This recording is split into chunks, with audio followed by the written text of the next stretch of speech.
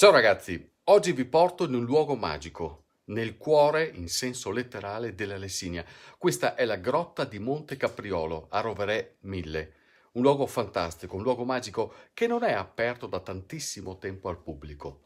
E lo è grazie anche a persone come Bruno Pellegrini.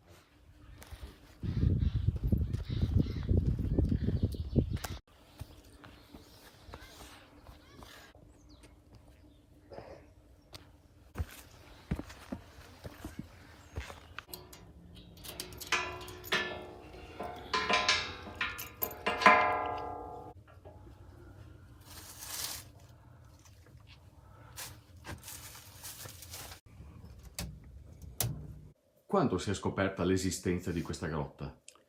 Questa grotta è stata scoperta e esplorata per la prima volta nel 1957 da un gruppo grotte di Verona.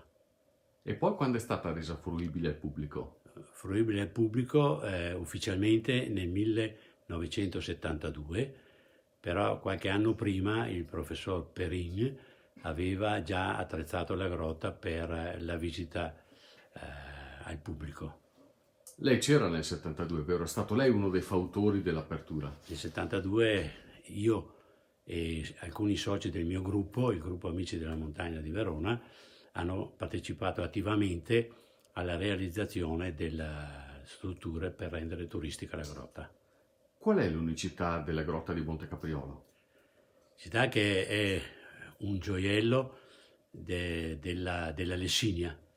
In piccolo ha tutto quello che offrono le grandi grotte turistiche presenti nel territorio italiano. Ovvero? Ha concrezioni, stalattiti, stalagmiti, coralloidi, vele o cortine, offre praticamente tutto quello che c'è nel mondo sotterraneo, in piccolo, ma diciamo quasi a portata di mano. Quindi che storia racconta della Lessinia?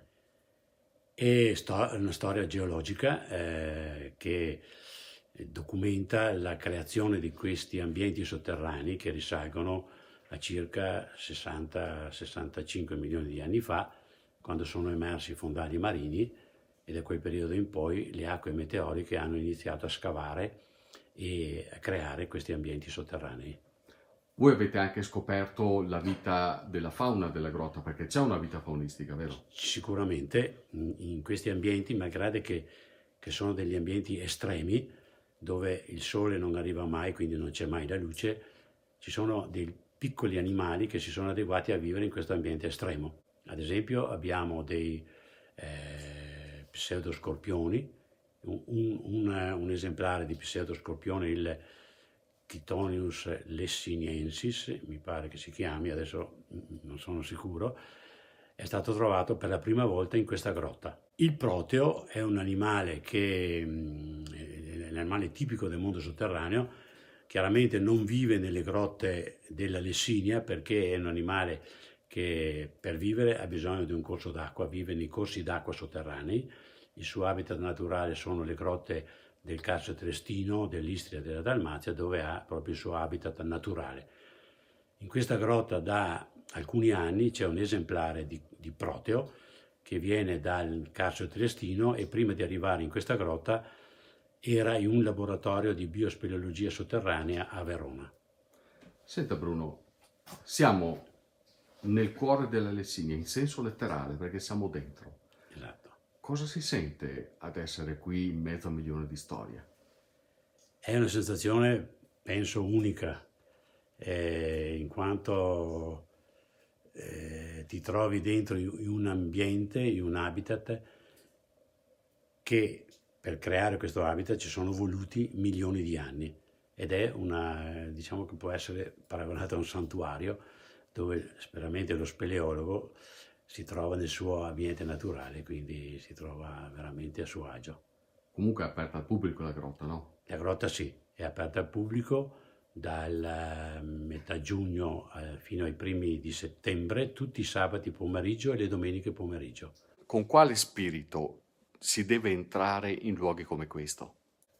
In questi luoghi bisogna venire con lo spirito giusto, cioè bisogna rispettare l'ambiente dove ci troviamo, soprattutto non toccare le concrezioni perché le nostre mani altrimenti le rovinano, e goderci l'ambiente, fotografarlo e soprattutto non inquinarlo perché il sistema carsico, che è formato dalle grotte, dalle fessure delle rocce, è un filtro di tutte le acque meteoriche che passano attraverso il sistema carsico e vanno poi a finire in pianura ad alimentare le sorgenti.